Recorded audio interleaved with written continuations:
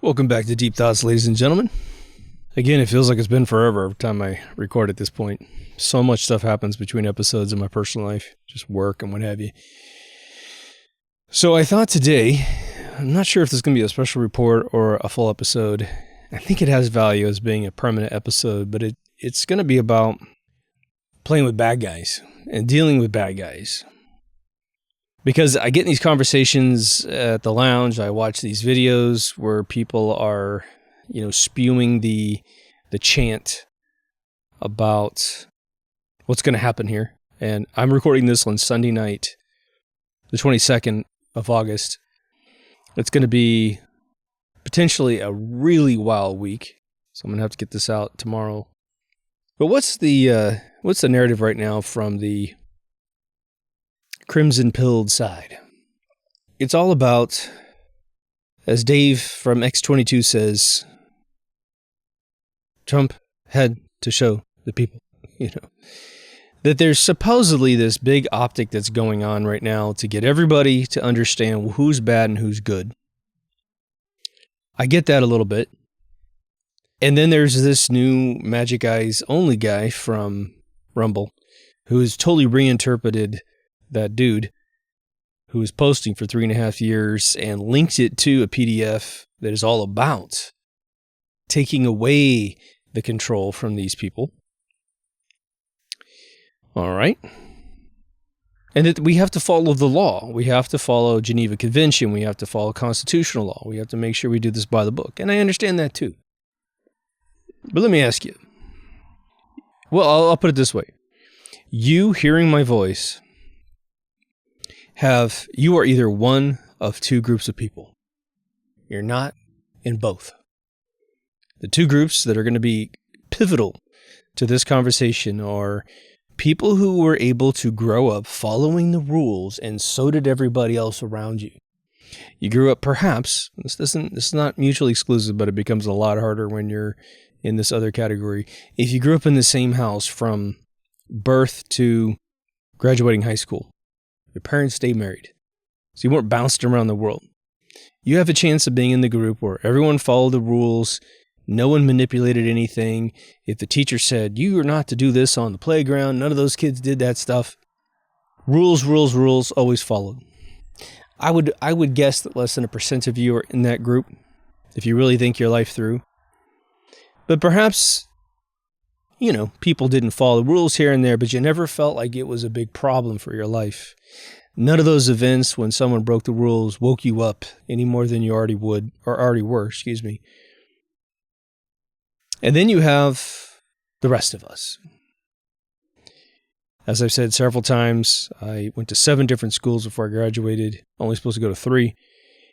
In bouncing around and being the new kid, what was really interesting about it, if you didn't, eventually I learned the trick, and eventually I got back to my hometown. So the last 2 schools I went to were a piece of cake, because I was back in my hometown where kids have to behave lest your parents find out from your teachers and every other parent in the entire town. It self-regulates when you're in small towns, which is why they love us to live in big cities. Big cities are a coup on humanity. If you think you're going to win by moving to a big city, think again, man. You might get a career and some money, which is the devil's game, but you'll lose your connection with God and humanity because you won't know anyone and you'll never see anybody twice until you make friends. And even that'll be a small group of people, wonderful as they may be. But being bounced around and being the new kid, even if it's in the same town, you will find that, there's punks that pick on you, punks that try to do things. And the more you interact with anybody, no matter where you are, you'll find out there's cheaters, liars, manipulators. Isn't it interesting when we watch all those old Westerns where they'll actually portray a snake oil salesman. There's a couple of Twilight Zones that do this. It's always the town itself understands itself. The town itself understands the people. They all kind of behave up to a certain level, but it's the snake oil salesman that comes from out of town with his little carriage and all of his supplies. It's pitching you something. It's a bunch of bullshit, and people fall for it. People buy it. Nothing ever happens, meaning the product doesn't work. Or at best, it's a psychosomatic delay of symptoms until they figure out that they've been had, and then they get all the symptoms of which the product is supposed to cure. All right. When you start bouncing around and seeing things fall apart, if your parents were victim of modern day culture, thus divorce, right? There were a billion reasons to be divorced after about 1970. Before that, you weren't supposed to get divorced. You're supposed to work shit out. And miraculously in my hometown, when I was in the 70s, there were almost all the families were married. No matter how bad it got, they stayed married. And, all these rumors about super extremism behavior, the father beat the mother and whatever. Yeah, I'm sure those things happen, but it would be a fraction of a percent of people. Because eventually it all comes out in the wash in a small town. Big city? Oh man, you can do anything to your family, and your neighbors automatically don't talk to each other anyway. So how does this apply to today's situation?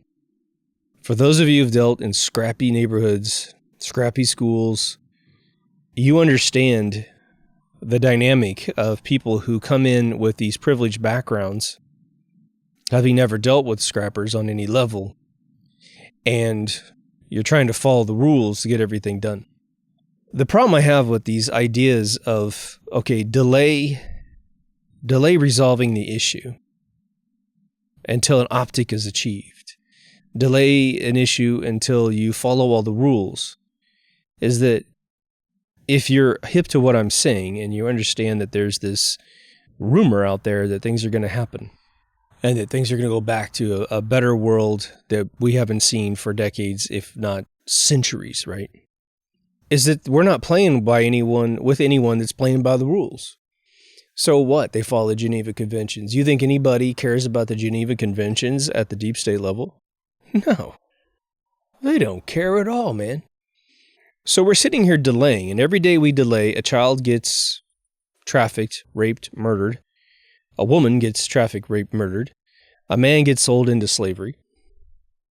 People are getting potentially bad medical advice and getting something that might hurt them permanently for the rest of their lives. There's rumors there's a cure to that. Okay. I mean, that's a lot to sit on the sidelines and do nothing, right? They have the entire population of doers sitting on the sidelines waiting for these rumors to become true. That's a risk, man. And they can't really throw us a bone.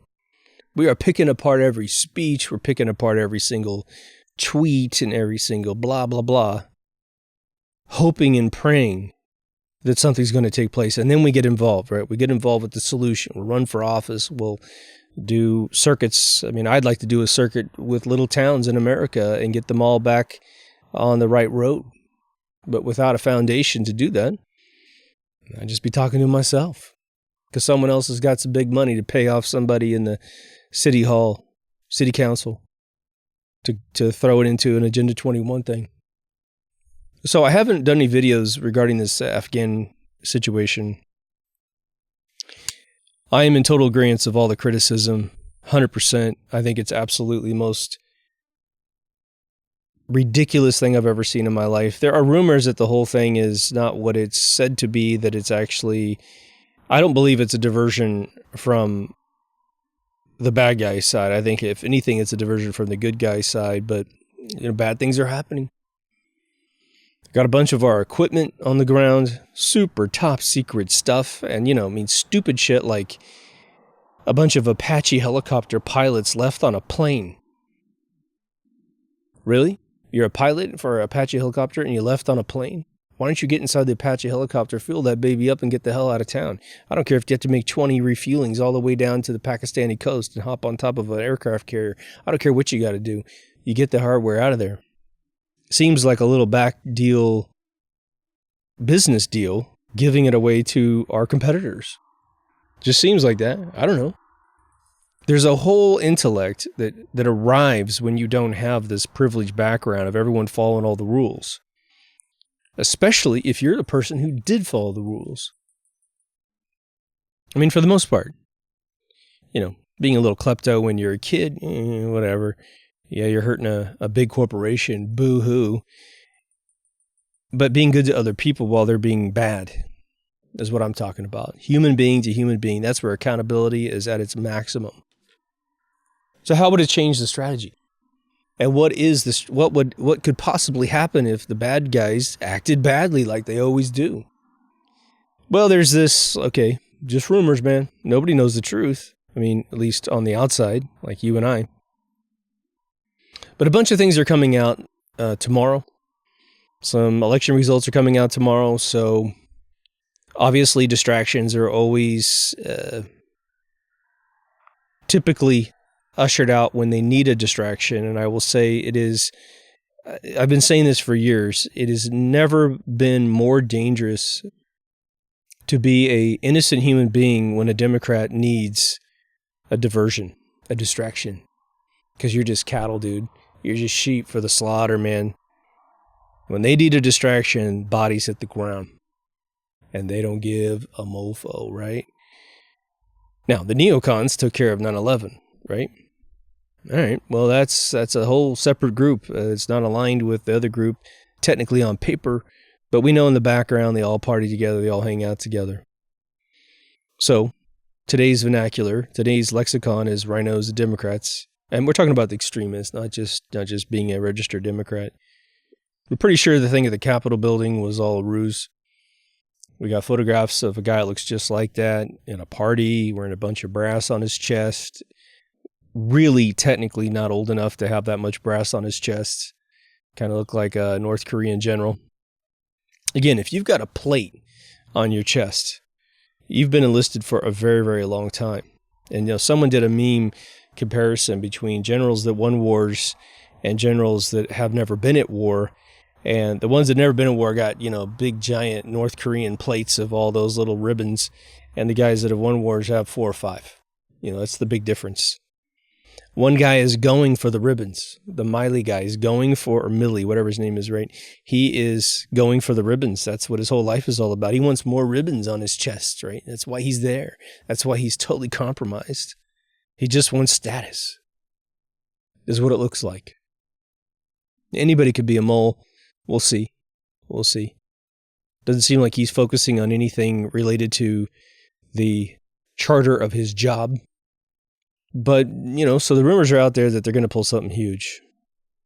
It's all over the place. There are rumors of a cyber attack. And of course, the State Department this weekend reported a cyber attack.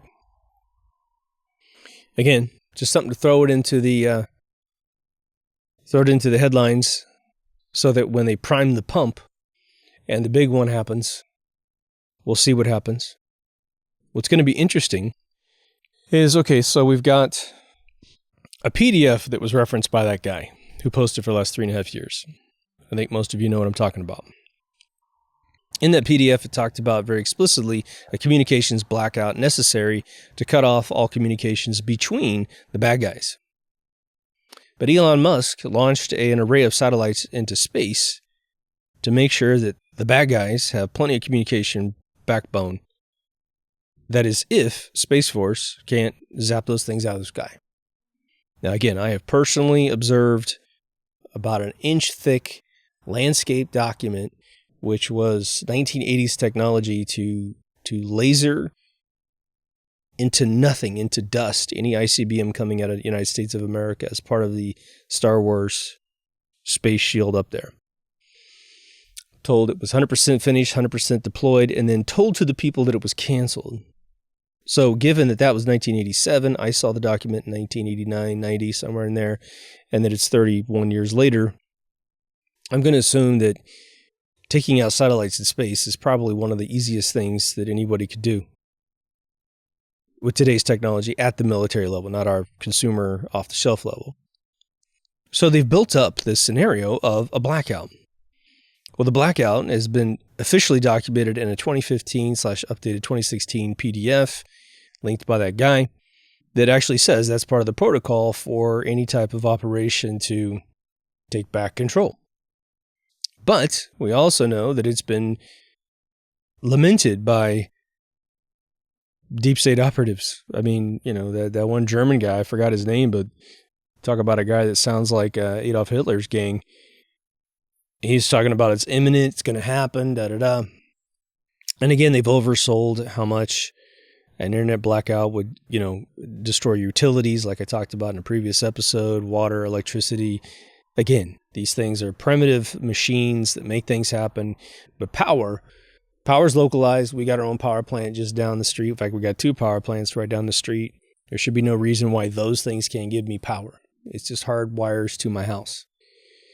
If there's any type of, I just really doubt there's a laptop going, okay, switch this and switch that. I mean, sure, they're probably computer controlled, but all you do is you do the old man your firewall with a wire cutter. You go boom, boom, boom, boom. We cut all of the outside influence from the internet off. And now we have a closed intranet system for the power within Orange County or within wherever the hell I am. I don't know how much power those plants supply locally, but we just got it all under control. Maybe it's a day, 24 hours, 72 hours of a blackout. But now imagine this occurs and we, the people, have no idea whether or not it's the good guys or the bad guys doing it. Weird, right? We don't know if it's going to be regional or global. If you listen to the bad guys talk about it online and in video and movie or news and stuff, they're definitely addressing it as a global problem, not as a personal problem. But then again, someone has to take responsibility for it. However, how would you find out who's responsible for it if you have no internet? The narrative goes dry. And so then we're sitting in our homes with no power, potentially, no internet at least, no telephones. And what do? We got a little bit of food. Hopefully you got some food set away. Again, you need non-perishable food that can last forever. Get plastic containers. Make sure they're sealed properly. Make sure you get some bottles of water. And then as soon as this stuff were to occur, if it were to occur, you go on danger money, man. You eat as little as you can, consume as least amount of water as you can. Maybe have a bottle of aspirin set aside in case you get some hunger pains. But again, if you don't eat for about 2 or 3 days in any serious capacity, your body will adjust and you won't have to eat that much. And yes, you will be shedding pounds, that's for sure. But playing with the bad guys, it's really, there are no rules. So how do you reassess all of the possibilities if there are no rules? Well, then you have to look at their equipment. What's their equipment? What are they capable of doing? Well, it usually turns into 2 different scenarios. We have what is technically possible in theory, and then we have what they're actually capable of doing. This usually, in most films, turns into a bluff situation. Let's say they have one dirty bomb installed in some major city somewhere in the world. I mean, not to mention weather manipulation, off-coast nukes to create tsunamis. And so they pop something. They pop something to give the precedence to the opposition, their opposition, our good guys against them. And then they're going to boast that they've got more. Way more than they have. That's the way it always goes, right? So now someone has to assess. Someone has to assess what the capabilities are. Now, according to this 107 dude, they're doing simulations 3 times a day to figure out when's the best sweet spot to hit the ball with the bat, that kind of thing. And my hope is it goes a bit like baseball. If you ever see a great home run, the guy who's trying to swing like a monster always fouls, always hits a line drive and gets picked up on first base. He's out, right? But the dude who hits the home run seems like he barely swung the bat. And when it hits that perfect point on the bat, every professional in that stadium goes, that's a home run. They don't even have to watch it for even a split second. As soon as the sound hits their ear, they know they got a home run on their hands, minus some crazy anomaly. Well, what is the average benefit of planning? Well, as even 107 admits, the more you can plan all you want, but the second you pull the trigger on the war, after the first bullet flies, everything goes chaos and everything has to be interpreted second by second. So what's all the planning for? This has supposedly been something that's been in the planning phase for decades, at least a decade and a half, at least. The smallest estimate I've heard is a decade and a half. Okay. And hopefully, when you're going to sting a criminal operation, you don't let them know that you're watching them. You don't put your guy out front and elect him president and have him just flat out tell them to their face, you're out there. You definitely don't launch this movement online for 3.5 years, telling the enemy that they're stupid, telling them you got them. You wouldn't do that, would you? It'd just be a surprise. But what's the rationale of the whole movement? The rationale is that by the time October 2017 came around, everything that could possibly happen from the bad guy's side to the good guy's side had already been discovered. 2020 was never going to be stopped unless someone nutted up and did something prior. But the goal was to keep 45 into 46, and then, do as much cleanup as you possibly can, and then I guess supposedly pull this thing, this maneuver that's going to take place, right? So, I'm not a verbose, or I shouldn't say that. I'm not a verbatim oracle of Sun Tzu's Art of War. I'm not. I own the book somewhere, or I did own the book.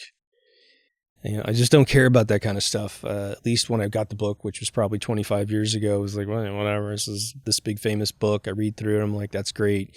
I'm supposed to read it for like being an asshole in corporate negotiations and that kind of thing. But I have not found it a problem to stick to a good orientation, a lawful good character in a game, and still be able to get what I need out of a negotiation. Usually I don't do business with people trying to screw me in the first place.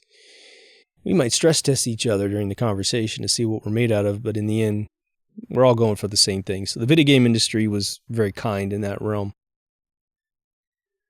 But now it kind of matters.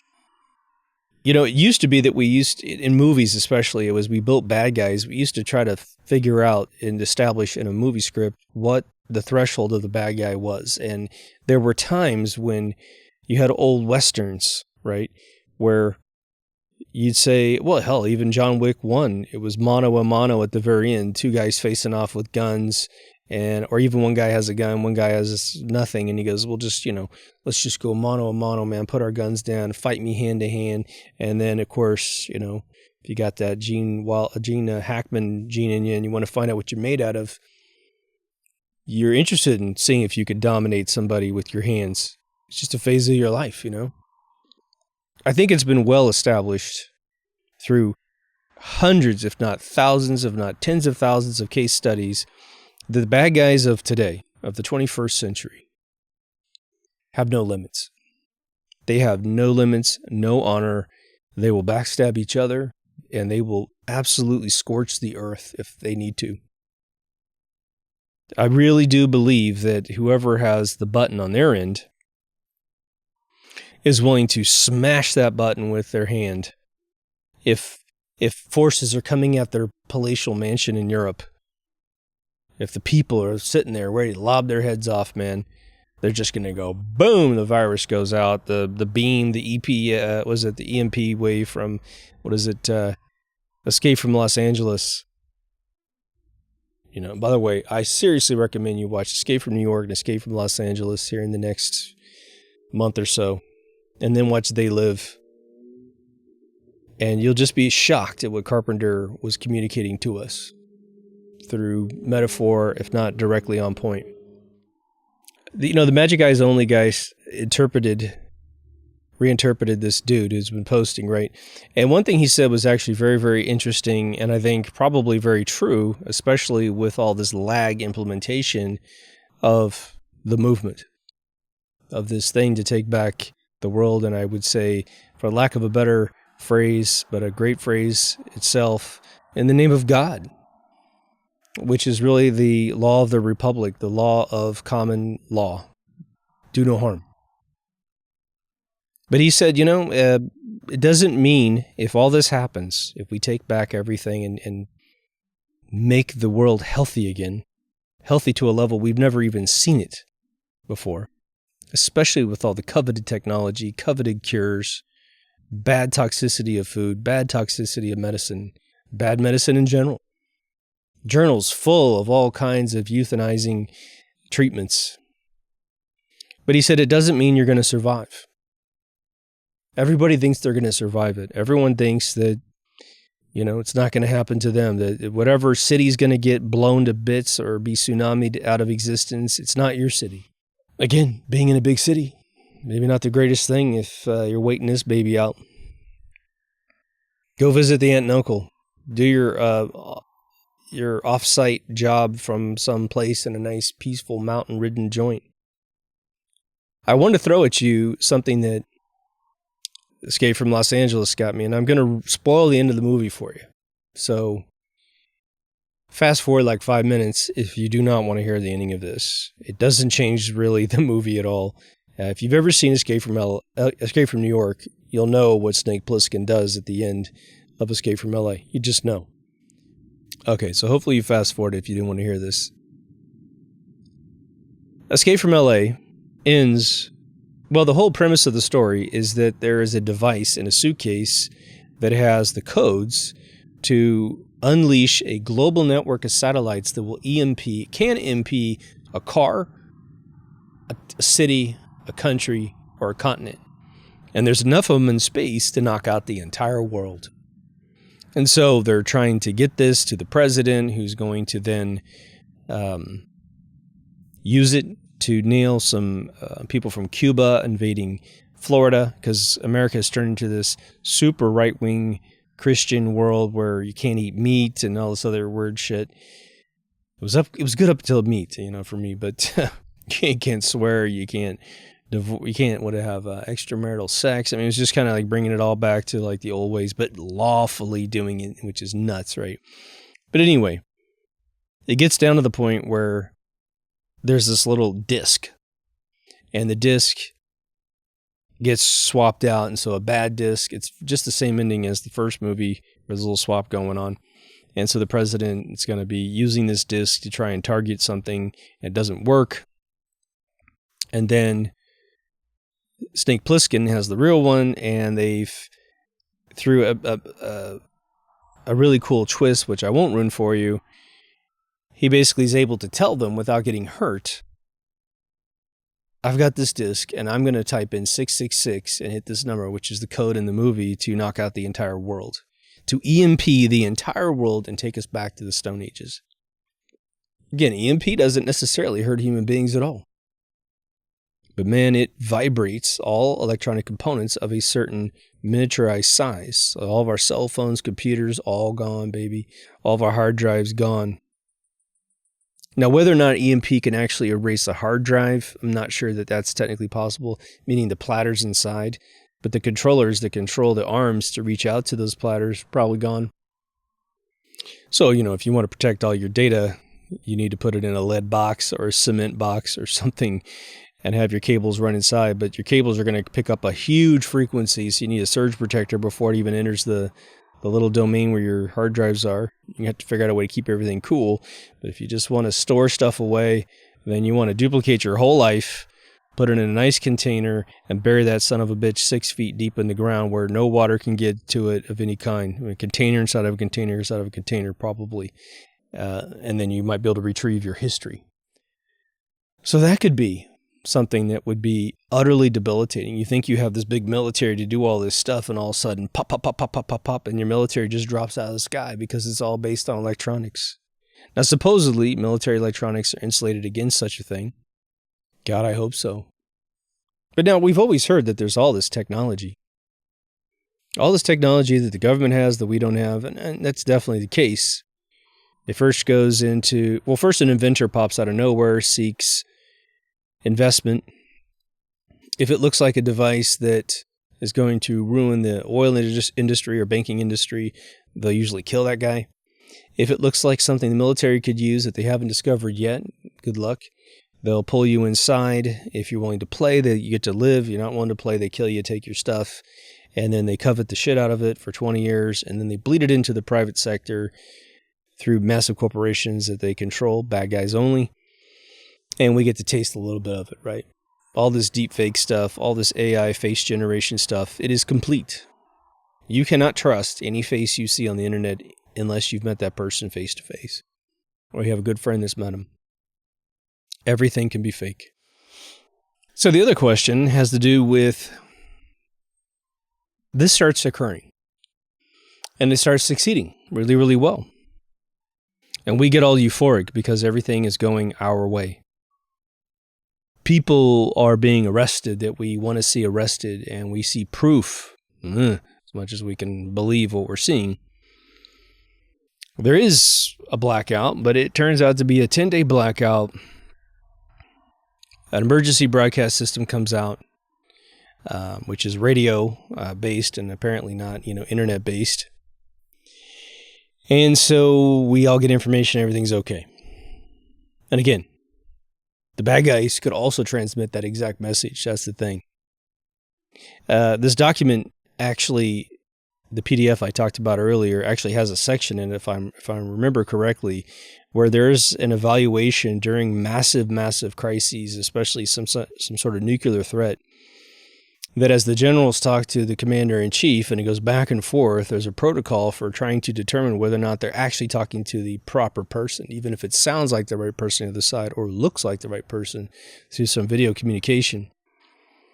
I believe that's why there's a high-speed rail between the White House and places like NORAD. Now, whether or not I'd ride that thing in the middle of a crisis, probably not. I don't know how you secure such a thing. If the bad guys have had control of all these, mechanisms of travel, you don't know if there's a bomb somewhere in the middle of it, right? Here you are hauling ass Mach 3, and they pop the tunnel, and what are you going to do? You're stuck in a tunnel a mile underneath the ground, 3 miles underground. You never know. But I'm sure all these things have been thought of, hopefully. With the bad guys, you always have to expect the unexpected, and you have to realize that if I were to sit any one of you down and say, just across the smoke lounge, I'd say, well, give me 5 different ways that they could destroy the planet instantaneously. What's funny about it, or / interesting about it, and ironic about it, is that you could come up with 5 pretty quickly. Pretty quickly. I actually believe you could. And that's kind of scary, isn't it? Because that means that they probably have 50. They only need 1. So the first move of any type of plan that has been prophesied to occur by various individuals is you have to cut the head off the snake in the first move. You absolutely have to cut them off. And that's not probably just necessarily getting rid of human assets on the ground. You have to cut off the technology, which is where the blackout comes into effect. And the blackout's in the document. It talks about this official document in that 5-sided building. It's official. That's what they're going to do. If that were to ever occur, let's put it that way. Now, what are the indications that it's going to go our way? Because I think that's very, very applicable at this point to figure out, okay, do we really have indications that things are going to go our way? Well, our former president is doing stomps. He is telling us in no uncertain terms, that we haven't even gotten started yet. We are just getting started at best with this sort of the best is yet to come mantra that they keep spewing at us. It is very difficult, I will tell you, to hear a billionaire or his children tell me how great the world's going to be at a time when a lot of people are suffering huge losses. We're losing our friends to suicide. We're losing some of them slowly to drug addiction. Our own destinies are limited because of lack of normal flows of funds. All right. How long are you going to wait? I know that you got to go through the eye of the needle and the toughness and all this other stuff. But there is a point when you can't tell the people something to give them this big level of encouragement just before they're about to take a big hit. It's bad mojo, man. Everything's going to be great. Your husband's dead. Everything's going to be great. Your child commits suicide. Everything's going to be great. You inject yourself with your first drug. Because of the impact of everything. Your bank comes and takes your house, right? Because you can't collect rent from it, but you got to pay the mortgage on it. The best is yet to come. The best is yet to come. In my methodology of doing this sort of thing, because we have micro versions of what's going on in the macro version of the entire country. We've had to set expectations within our family, friends, companies we've run, worked in. If you have any level of management, you set the expectations very carefully, because that puts a whole expectation in the other person's mind. And unlike a normal negotiation where you have some data on your end, And you might be able to set an expectation based on, something you've been told. How much is this going to cost again? Well, what do you want again? Okay, great. Well, I think that's about this much. And then you come back and they've tripled the spec. And if you happen to raise the amount of money, they're pissed at you, right? One of the funniest things that ever happened to me was I was working with Bobby Beck and from Pixar, and he came to me with Animation Mentor before it ever existed. And he goes, how much is it going to cost to make? And I gave him I think it was like a mid $30,000 thing because his spec was tiny. And then he comes back with his other two partners and they tripled the spec. I mean, within reason, they tripled the spec. And I said, dudes, this is massive upgrade. So we're now over $100,000. And one of his partners threw a tantrum. And it was telling me that I was taking advantage of them because I saw the business model, all this other stuff. And they ended up paying 50 more than I told them. And it still took a year or two to get it going. Now it's a gigantic thing. It's like a household word. But I set an expectation based on some input at least, right? For everyone waiting for Christ to come back, you know what this is like. You don't know what's going on upstairs. And you don't know what the qualification is downstairs where we live to make the upstairs come to the downstairs and fix everything, right? And so you're sitting there hoping and praying, you think it's end times and all this other stuff. And it's okay, now you know exactly what it's like to be following this movement and going, okay,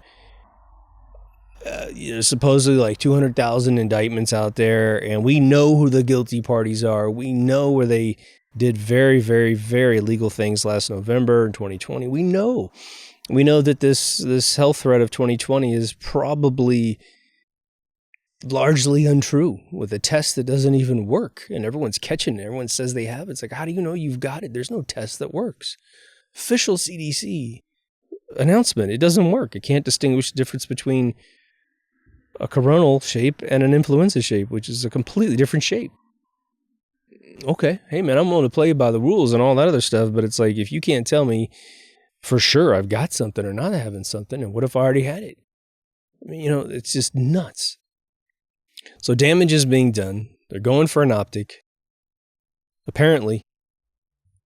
And we're just sitting here in limbo, rotting, waiting. I do want to say two things here from the sort of the new, it's new to me, but this rebirth of all this stuff, all these rumors and stuff. And believe me, man, I'm eating a grain of salt every time I say these things mentally, right? There's a dude named MJ12 on Telegram. He's sort of replaced that other dude. And it's very similar communications, a bunch of encouraging posts and all this other stuff. But there's a brand new thing that's been introduced, which I have to throw it out there because it's been inserted. Technically, it's believable, but on this side, you're like, oh my God, can we just focus, please? Right? Some of you will remember our last president being interviewed by his son just prior to the election of last year. And it was all about the disclosing of UFO information by the military, which was slated for June of this year, which turned out to be a load of censored bullshit. Big fucking surprise, right? Pardon my French. Okay. But during that conversation, he said, do you think you'll ever, do you think we'll discover anything, blah, blah, blah. And 45 said, well, that Roswell thing was pretty interesting, wasn't it? Something to that effect. And I thought, ooh, that's good, because in all my research, that's the one that has the most teeth. You do your proper research and you quarantine yourself down to the citizens of that town that never sold a book, never sold anything, and you will find that there's horror stories behind that event for them. And you can say all you want about being able to Manchurian candidate people. This is 1947. We hadn't smuggled in all of the Nazis through Operation Paperclip, so this was all organic. These people got interviewed before anything, got on top of them. A lot of them talked about folks chasing them for decades. Okay. So the MJ12 guy has introduced a new narrative. Okay. A new storyline to this whole thing, which will excite some of us and make some of us go, oh my God, really? Really? It's like, that's what we need right now. I'm going to mention Close Encounters in 1 second here. The new storyline is this. Earth has been contacted, God knows how many years, by these visitors, that they have looked at the landscape of the world and realized that we are being run by absolute demonic people. And I don't mean that literally. Could be literal, I don't know. But they're unwilling to make first contact because this place is upside down. We don't seem to care about each other. We're living in war machines, money laundering countries like Afghanistan, etc., etc. So in order for them to come down and have a conversation with us and make first contact, we've got to clean up the planet. Meaning all the goals that we have heard rumored about this movement, that the NHS has now talked about publicly, this has to occur, otherwise we're not going to make first contact. And this backs up Dr. Stephen Greer's whole narrative, which is UAPs are completely our creation. They're literally the Area 51 stuff. And as I've told you guys, some dudes were filming a movie out there recently and were allowed to see a vehicle take off from Area 51 that was nothing shy of a UFO. Who knows who the hell built it? Maybe they built it, but they're definitely, I think all UAPs are 100% our assets, leaving UFOs as the true visitor vehicles, etc., etc. Again, my grandmother sold flying cigars when she was 7, 8, 9 years old in the plains of Kansas, in Erie, Kansas, southeast corner. There's no way in hell that was anything other than what she said. Now, who's in that vehicle, I don't know, but that shit was definitely real. She would never, ever in a billion years lie to me. Not in a billion lives would she lie to me unless she was trying to save my life. All right, well, just digest that for a second. Here we are in the middle of who gives a crap about UFO stuff right now. And this is being injected into the narrative to make everyone really excited about it. I mean, hopefully it's true. Hopefully that's 100% true and galvanizes individuals to want this to happen. To finish my point about Dr. Stephen Greer, his whole thing was the elite of the world want us to believe that visitors are negative things. That way we don't let them come down here, and we thus empower them even more, the bad people, to continue running the planet. Thus, they never have to answer to a first contact situation, etc., etc. Now, for those of you who memorize, the assistant to Werner von Braun, she said there's going to be a fake invasion, and according to the updated version of that with Dr. Stephen Greer, it's going to be a very violent simulation of them visiting. Thus, we don't know who to trust. And so it's vital that the governments of the world get reset so that this cannot occur, and so everyone doesn't get mixed up and think it's War of the Worlds. Of course, this reminds me of the scene in Close Encounters that I've mentioned half a dozen times, at least in episodes, which is the scene when Richard Dreyfuss had already seen these things. He had the tan on the side of his face. He goes into a briefing at the Air Force with a bunch of other folks that saw it with him. And this old man stands up, takes a salt shaker, I believe, and he talks about having seen Bigfoot, and he throws the salt shaker down the table as a measurement. He had a foot this big, And Dreyfuss is like, oh my God, seriously? Like, I'm trying to get real information about what I really saw, and I got a Bigfoot guy in the room taking a crap in the punch bowl. So a big part of my discernment of this whole thing is that let's just focus. Let's just focus on this situation as it exists. And hey, man, if these aliens happen to land right after that, then great. And why didn't the dude who posted for 3.5 years ever mention this? On point. We got a lot of loose references to colors like gray that can be all kinds of different things, right? It could be operatives, could be aliens, who knows, right? Now, there are also, our charter here is talking about dealing with bad guys. Depending on what kind of person you are, you'll have a bunch of different takes on this thing potentially occurring. On one scenario, uninhibited by a movement, uninhibited by some activity that we're rumoring here on this episode, which is all over the web, I think it's safe to say that they are looking for a gigantic reduction in population on this planet. I just believe that. Rosa Koire being suddenly ill of a blood clot in her lung when she was absolutely the world authority on Agenda 21, 2030. I think that she was removed, unless I hear something from her partner, Kay. That's just how I'm going to interpret it. I mean, not everybody feels comfortable talking about their medical conditions. I don't have any, so I don't know what I would do if I had any. I think I would probably be freely disclosed with you people. You know, if I had some heart condition or something, I got nothing. I got absolutely zero. I've been more healthy this last 2 years than I've probably been in the last 10.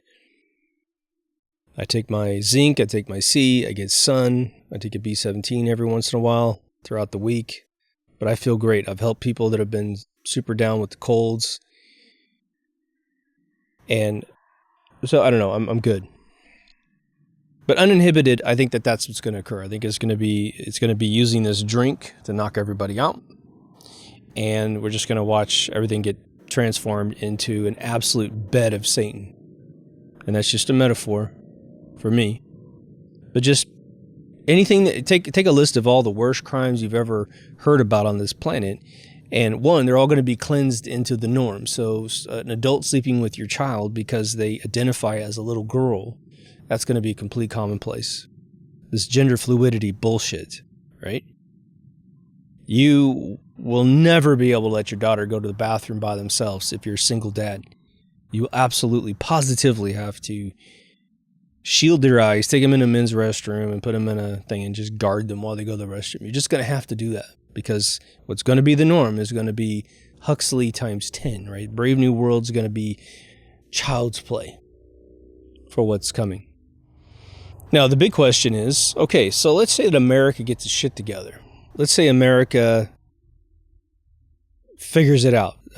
Military actually does what it's supposed to do, and which is to protect freedom in this country, protect everything we pay them to do, instead of pretending to be our overlords. All right, well, then this region of the world might get situated. The borders might get locked down. We're here. But, if the rest of the world's still drugged out of their mind and just protesting on the streets and not doing something, well, it'll just be a year or two before the narrative is advanced than all the other players in the world that America are the bad guys and we're the nutso people. They'll hurt their own people in the European Union just to make sure that, and blame it on Americans to say, man, if we don't bomb them to smithereens, if we don't invade them, do whatever we can do, then we're all going to perish because it's all Americans' faults. Americans' fault. So whatever is going to take place, if it's ever to do any justice, and it's always been rumored to be so, all the bad guys around the planet have to be taken out. All of them. And man, that's a big list, isn't it? The majority of them, you don't even know their names. You don't even know what they look like. But a small portion of them control the paychecks. And that's where it gets interesting. A bad guy is a person that sells out, right? Like I said in a previous episode recently. They sell out, which requires money to transfer from point A to point B. If that can't happen, you will find that these people are empty inside all of a sudden. These people who sold out for status, they're going to lose their status forever. I mean, I could think of a gigantic list of individuals, celebrity, political, corporate, that are living for status. And they're going to be gutted if anything occurs. It should be also noted, and we really haven't talked about it, but some of the things that you love will go away because they were bad guys the entire time and you never knew. Or you knew, but you kind of thought, well, you know, that corporation that makes all those cartoon theme parks that I like and all those movies that I love, and they bought up a bunch of franchises that I love, and it's all under one roof now. Well, you know, if they're implicated in disinformation and bad press and censorship and all this other kind of stuff, well, they might disappear. And sure, there'll be replacements, but think about the entire catalog of, say, someone like Walt Disney, who didn't do anything bad to anybody despite the ridiculous rumors that are so easily circulated among idiots. Which I want to digress on that for one moment. Dead men tell no tales, right? Ironically, okay, again, via Bob Gurr, who was there, man. a gentleman I met a number of times. He was there on the last day that Walt came to Anaheim, California, was in a warehouse and was pushed through a non-water mock-up of Pirates of the Caribbean. Because there was this huge dispute between two artists. One guy designed the first third, and the other guy designed the back two thirds. And he was pushed through it. He said, guys, great job. We finally nailed it. I got to go to the hospital. I'll see you in a few days. And of course, he dies in the hospital of throat cancer. Just instantaneously dies, right? That should tell you what happened to that guy. But what's the big thing? If you ever ride Pirates of the Caribbean, if you haven't, let me just tell you what happens, right? You get in a boat. It's like 3 per chair, and there's probably six chairs in one of the containers. Bob did all of the propulsion systems for it. And you sail past the Blue Bayou restaurant. But if you look above, there's Club 33 up there. You can look inside of it. And you sail past, and they got these crickets and these little electronic lightning bugs. And you pass this old man. I think he's playing a banjo on a rocking chair. It's just really cool, right? And then you go up into the first opening, and it's like about a 10-foot opening where you go in, you're about to do your first drop because they got to get you underneath the railroad track that's outside. But this talking skull and bones, it's them, up on the ceiling, just above the arch, before you go under, is telling you, dead men tell no tales. Now, when you think about the true origin of that ride, that I don't think Walt was really putting together, or maybe he helped, but he was like, well, whatever. It's just a ride. How could it get to me? Before it even got released, it was on him, right? He dies before the ride is ever finished. He dies before New Orleans is even open, as I understand it. He was living in the apartment right over the ride. And it's funny. I went there once, and they told me the whole story about how his family lived there. And then I went back, and they said he never lived there. And it's like, well, make up your mind, man. So I got to tell a bunch of tales about that guy. Here's the thing. If you believe in God, my big caution to you is, one, you're going to meet that dude on the other side. I assure you that. If you're carrying forward rumors about people when you have absolutely no proof of anything, okay, and you're going to stare them right in the face and go, yeah, I was the guy or girl that was down on earth telling everyone you were a pedophile, that you're all these things that the successors of you used your park to do, potentially, who knows, right? Then you're going to feel like a horse's ass. You will be ashamed of ever doing that. And that's what I'm a little concerned about us, and I've done it too, right? I try to preface it. It took me a while to wake up out of this whole thing in the last 3.5 years of that dude. I guess it's now 4 years. We got to be careful. Even the people that we despise, right? They'll launch a rumor that is believable because you think they've done all this other stuff. Now, maybe they have, and maybe they haven't. But when you repeat things about individuals of which you have just circumstantial stuff posted online, just preface it with, well, that's the rumor anyway. It's believable. I believe it could be true 100%, but I don't know that it is, And we all think we have sources from time to time. We definitely think we see people getting liquidated who seem to know the truth. And so that indicates something really dark is on the other side that they're hiding. But I would tell you this. Bad guys, well, why are they called bad guys, right? Because they will do anything to keep what they have. It could be the smallest thing. The smallest thing. Let me ask you a question. Do you think anyone's ever been bumped off in this world because that person that was bumped off knew about an extramarital affair and they were just worried that other person might say something, even though maybe they never would have? You think it's ever happened in the world? You know it's true. There are people that were liquidated on this planet because they had one teeny tiny piece of information that maybe they didn't even care about. Maybe they'd already even forgotten it. But because the other person is schizo, well, they'll do anything to get rid of that person. Even if they get caught in the process, at least they only go to jail for that one thing. In their mind, in their sick, perverted minds. So there's something called a contingency plan. Most of you know what that means. If you don't know, that just means if the first plan doesn't work, go to plan B, plan C, plan D, and as many plans as they might make, they usually try to create a very amicable plan A for their goals. But if that gets blocked in some manner, plan B is usually more vicious than plan A, and plan C accordingly. So we have to assume a possible scenario, in my opinion, which is if they get blocked from doing what they've always done by this movement, it's going to kick off something we've probably never seen before. Now, I don't know that anything exists that we couldn't fathom at this point, right? On this episode alone, I've mentioned blowing up a city. I've mentioned tsunamiing a city, which is, LA is absolutely, you could believe it. I mean, the dipshits of the world would believe it's just a natural phenomenon. San Francisco, probably New York, any other major coastal city, just to create chaos to the point where you could believe it. Well, we got to pay attention to this and not this other thing, right? Tomorrow's Monday, the 23rd. It's actually Monday right now. 5 minutes ago, it rolled over. Today, I expect something to occur. Don't know what it is, but I expect something to occur. What are the other ones?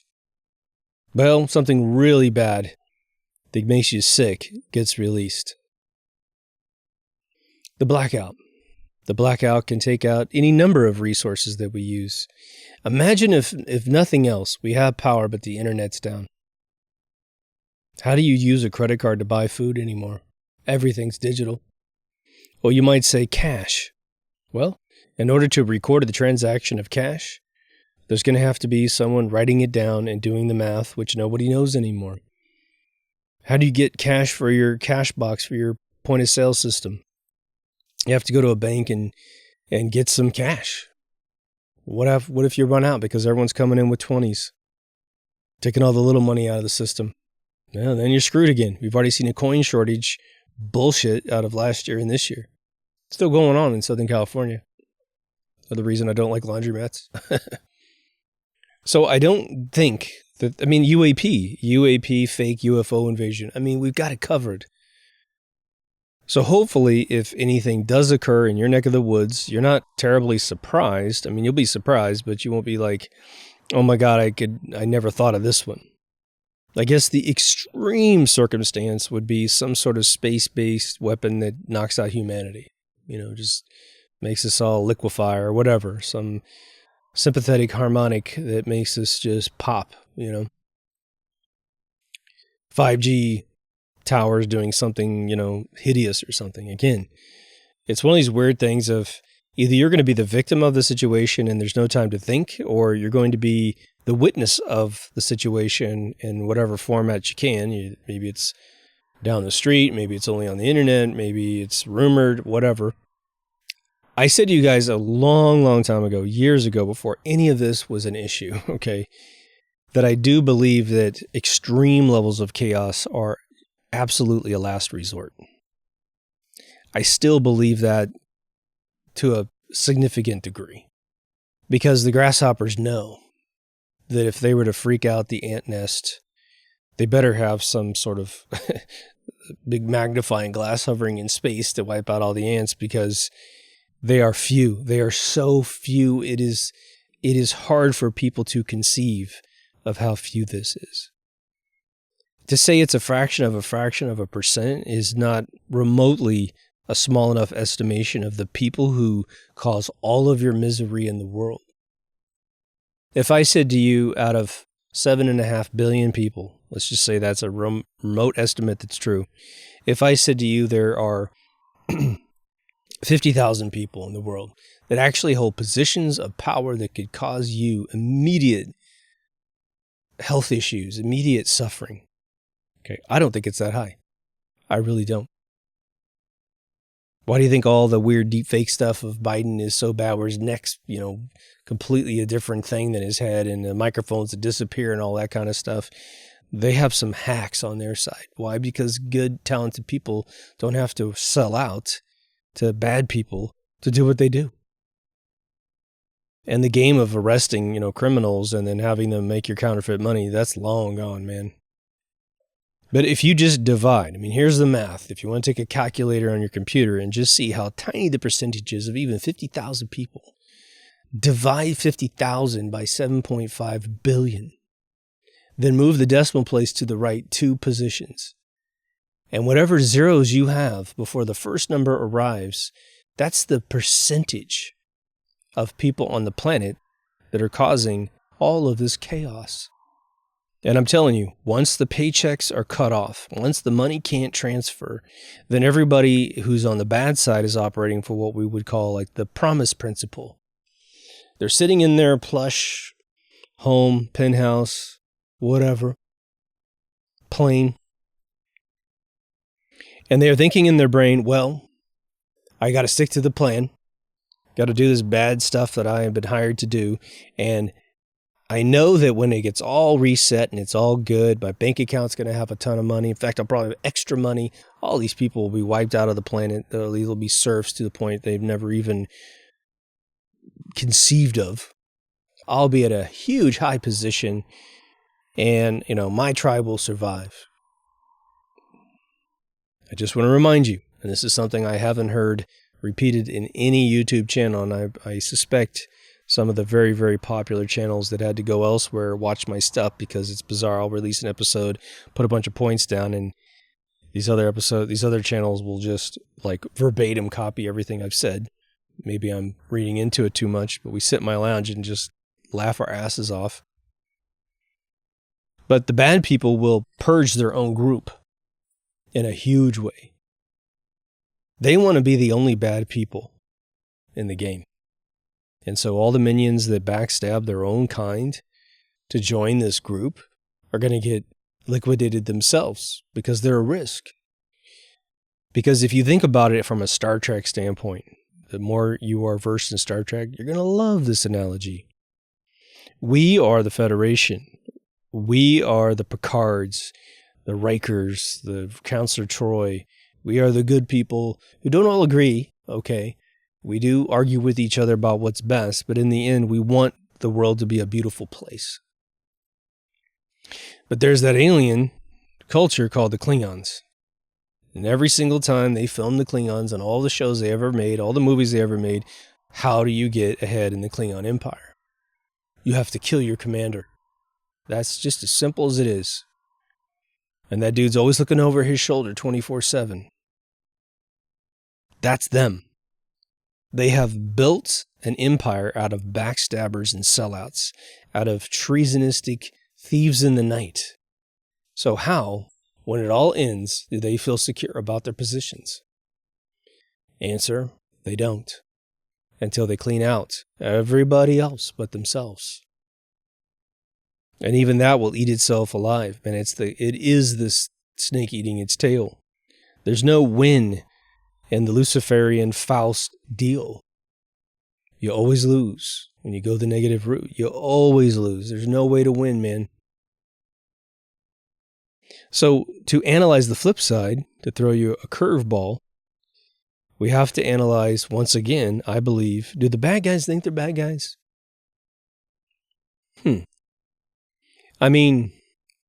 could say, well, overpopulation will be an issue on planet Earth at some point. It will be if we don't control it.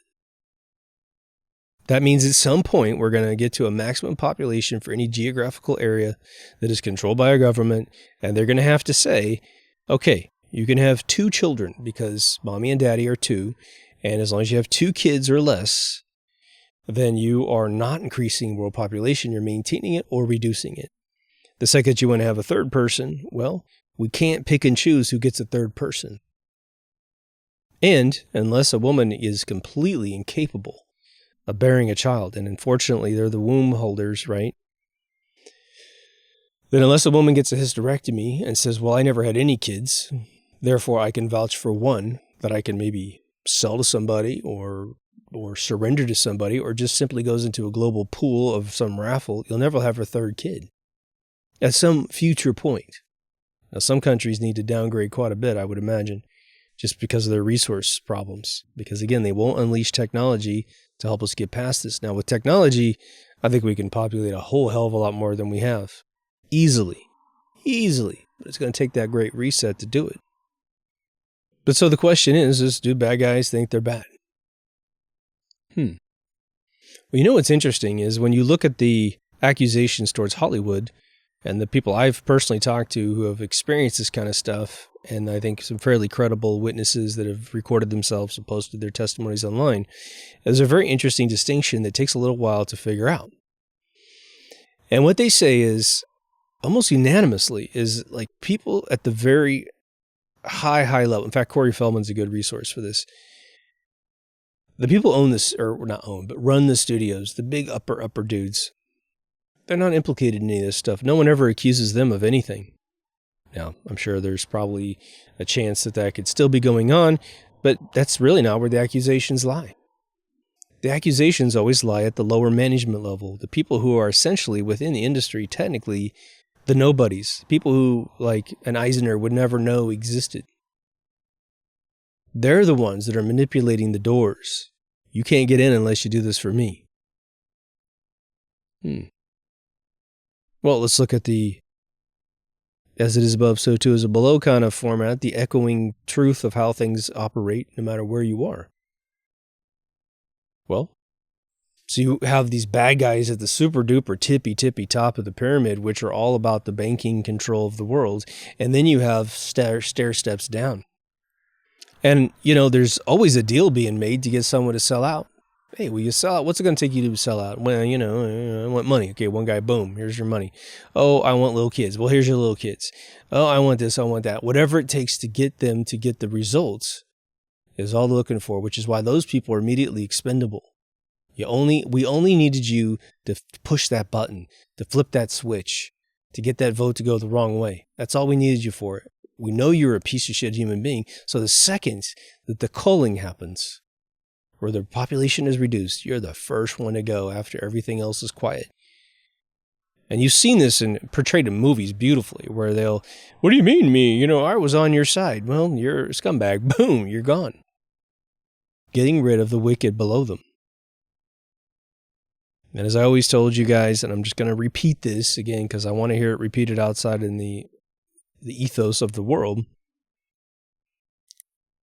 Very famous actor was interviewed about always playing bad guys in stage plays, and he said, I don't play bad guys. You just think what I do is bad, but for me to play a bad guy properly, in your eyes, I have to be a good guy in my own eyes. I'm getting what I want. In my eyes, I'm not bad. I'm getting what I want. And screw everybody else, which violates common law and violates the Republic. That's why every country in the world, regardless of your individual beliefs that might contradict someone else's beliefs, you must be a republic. Figure out what word in your language works for that word, but that's what you have to be. And it's all based on common law, which is do no harm to others. It is very, very simple in this planet to live your life to the absolute fullest of any destiny you could possibly conceive and do no harm to another human being. That's why creative endeavors are so much fun. Let's say you became an artist and you played the best music you could play and you wrote a bunch of songs that touch people. And then you're an artist and you paint paintings or you do digital artwork or whatever it is. You make movies, whatever it is. And depending on what you say, of course, you want to still some sort of violence or a riot or something. That's an area of the world where you don't really have to compete with anybody. Now, two movies might release at the same time and yours clobbers the other guy's movie. We'll just see that as a chance to, one, movies don't go away anymore. Movies are forever online, right? So you might find a movie that you didn't watch because some other movie was more popular at the time. But right now we consume material so fast.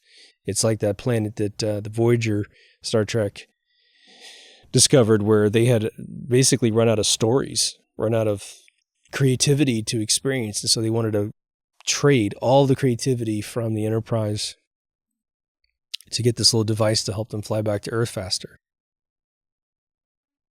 Interesting. We know the algorithms that we want to live by because it's common law. When we are made dependent on paradigms of absurdity. The fraud of money itself is such a joke, man. The fraud of spirituality that has been taken from a very beautiful, obtuse thing that we all should be. I believe that mankind was extremely spiritual. And one of you sent me a little video link about Dungeons and Dragons. I might actually do a follow-up episode on that, so thank you so much. But one thing this guy said in his videos, he said, have you ever thought for a second that the builders of the pyramids weren't being interfered with by all this paradigm stuff that we're so drugged out on today, and they simply hit enlightenment and left the planet? They went into complete lack of instrumentalities and ascended away. So that's why we don't know that who they were. That's why there's no pyramids mentioned in the hieroglyphs, even though we think hieroglyphs came before the pyramids. Well, how is that possible? How is it possible that the number one wonder of the world, the pyramids of Giza, aren't mentioned in the indigenous people's writings, especially how they built them, right? Now, perhaps we're in a matrix and all that other kind of stuff. Well, okay, it's time to become a programmer and redo all that stuff. The bad guys will do whatever it takes, and they're not going to play by the rules. And so postponing, I would say, in a spiritual way, God's will, because you're trying to play by the rules within a bad guy system, for me is just a waste of time, and it is creating delays that are getting people killed, getting people sick, and is just destroying lives. It makes no sense to me. I hope it makes sense after this whole thing clears out. Again, if nothing changes, if this isn't true at all, there's no force that's going to act and reset the planet. Or if they attempt it and all this arrogance, which has got to be in Sensu's book of don't be that way, or the less you lose categorically. If they're so arrogant that they've got control over everything and they get knocked the hell out, right? It doesn't work. I'm just going to say, I think it's not going to be a world you're going to want to be a part of. And so it's one of those things of, if you knew, well, okay, so let me just rephrase this. You know where I'm going if you heard that phrase. The older you get, you do play with those fun little fantasies of, if you could go back and change something in your past, would you? To the degree you answer the question, hell yeah, definitely would. Then that's your mantra. That should be your mantra today. What are you not doing right now? I mean, in 2 years' time, the place is so upside down, you don't even recognize planet Earth, and it has nothing to do with No Country for Old Men algorithms. You want to get started. You want to do something. Whatever you can do. Make your own little channel. Do whatever you got to do. Do it. At least if nothing else, live the fantasies of your life that you're postponing because you think you're going to be ready for it later on in life. Go ahead and do those things right now, especially if you took the drink. Who knows if you're going to get a chance to get cured out of that stuff. And I do want to mention something brilliant that I heard Thomas Sowell quoted as saying. Because this is profound, man. This is your bumper for the end of this episode that you can really chew on for a few days, if not a few years. He said something to the effect, the children are the invaders of our world until they are educated to the point where they're no longer invaders. That should sink in for a little bit. Children, especially in this modern day culture where they are attacked immediately after being born, they're attacked medically, they're attacked intellectually. They're being convinced to be your enemy, almost like a foreign invasion. Again, there's a old X-1 episode where these little kids were playing hide and go seek with this alien. And they kept coming inside and saying they're playing alien invasion. They're playing alien invasion. And the parents like, whatever. Stop talking about that. And they said, well, what do these aliens want to do? Well, they're gonna kill everybody. They're gonna kill all the grown-ups, and we're gonna take over the world. And it is all fun and games until one mother called another mother several states away, and she said, oh, these kids are playing alien invasion. And the mother's like, well, my kids are playing that too. Oh, yeah, isn't it weird? And then at the end of the episode, it happens. And the little girl keeps telling her parents, well, I can probably convince him not to kill you. And the last moments of this 1958 circa radio episode is this little girl with her friends coming up the stairs because the parents are hiding in the attic, and it's all audio, and it's ding, ding, ding, and then there's a little knock on the door, and the little girl says, Mom, are you in there? And boom, they cut it out.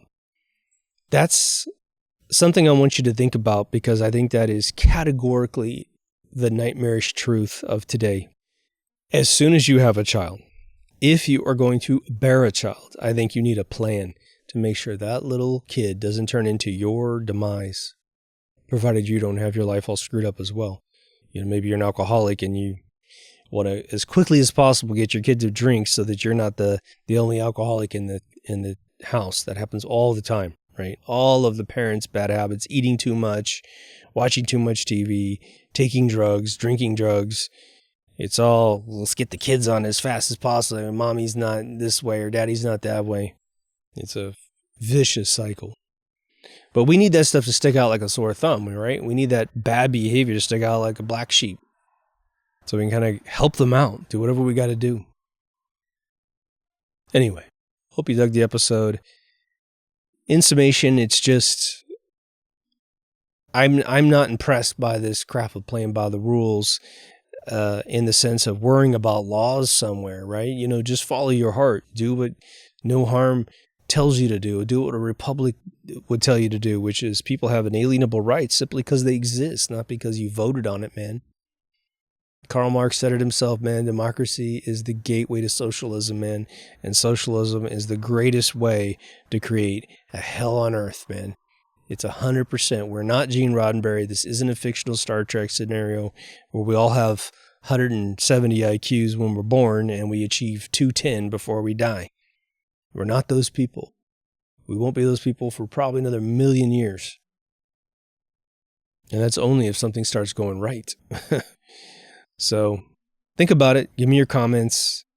We're trying to create a method of communicating this kind of stuff so that people kind of wake up out of their delusional sit on their hands and wait for stuff. I think the more that the patriots get impatient with this waiting game, the military, if they're out there listening and they're good, will feel like they have to act because they're losing their base. But the more that, you know, a tiny little word in a speech here and this and that makes everybody feel like everything's good, it's like, seriously, man, I feel like the message, and I don't actually believe that, say, 45 is trying to communicate anything that's along this line specifically. I think he's just trying to keep people happy, to wait for something, you know, which might be just run for our office. I mean, seriously, when we don't control how they count how many people selected you for an election, then whatever, running for office is just a bunch of bullshit. And if you don't clear out all the bad layers up above that are already there and already in charge in some super PAC, give me a break that's going to change anything. The stuff that's been submitted in the last 4 years that is being talked about, again, has to occur. Otherwise, we're waiting for Judgment Day. You're waiting for our first contact, irrespective of who runs the world, to straighten everything out. So, anyway. Hopefully it's a little bit of like therapy for those of you who are finding yourself equally frustrated with the just the excuses. You know, I'm done with excuses, man. We don't have any information, so covet means is the means by which the good side is working, and I think that there's a rationale for that, and I also think it's a slippery damn slope. So, if you haven't been to deepthoughtsradio.com, please bookmark it, because you never know, man. You never know. What are some of the updates? Again, BitChute, get yourself an account. It's a little bit slow, but it's got everything uncensored. Odyssey, pretty good, but it's an exact duplicate of YouTube. I don't know what happens if YouTube goes down. Do they pull all the videos? I've got them all, so it takes forever to upload all that stuff. Rumble's doing great now. Rumble was having issues, and now it's great. I'm putting just season 6 on there. So that's going to be complete here in a couple weeks. The podcast obviously is strong. We have all the social media up there. I did pull Discord. I am disenchanted with Discord. They have just massive logon issues. They act like you're logging into the Pentagon or something. It's utterly ridiculous. And I've had all the devices I own logged in successfully at Discord, came back to log back in to see if you guys had said anything. And it's like, they don't even know me. And they want all my vital statistics to log in. It's like, fuck you, man. I am never going back to Discord. And I heard they're engaging in a bunch of censorship. So fuck those guys. Seriously. Sorry for all the profanity at the end, but that's just how I feel right now about them. But there's a bunch of other great alternatives out there. We do have a locked Facebook group, but we got Getter, we got Gab, we got Minds.com, 107 Daily. Take your pick to communicate, like, subscribe, all that good stuff. There's an all-new Remastered Season 1. There's a store with a couple new t-shirts in there. Hopefully you'll find them funny. People are purchasing that, so it's cool. And we also have PayPal and Patreon. There's a new Patreon today. Thank you so much for joining. When you join, you get all the episodes, 12 to 72 hours ahead of time. Again, if I haven't posted in a real long time, I might burst one out really quickly. This one will go out fairly fast because I won't be editing it till tomorrow. Get your name in the credits if that's cool for you. Again, you are part of the solution. You might as well get credit for it. If you do go through PayPal, I think you can put a little note in there. I'm asking people from PayPal and even Patreon, let me know if you don't want to be in the credits, because some people, we've had one person get all hot and bothered by it. So just let me know. But anyway, take care of yourself and someone else, and I'll see you in the next Deep Thoughts. Over now.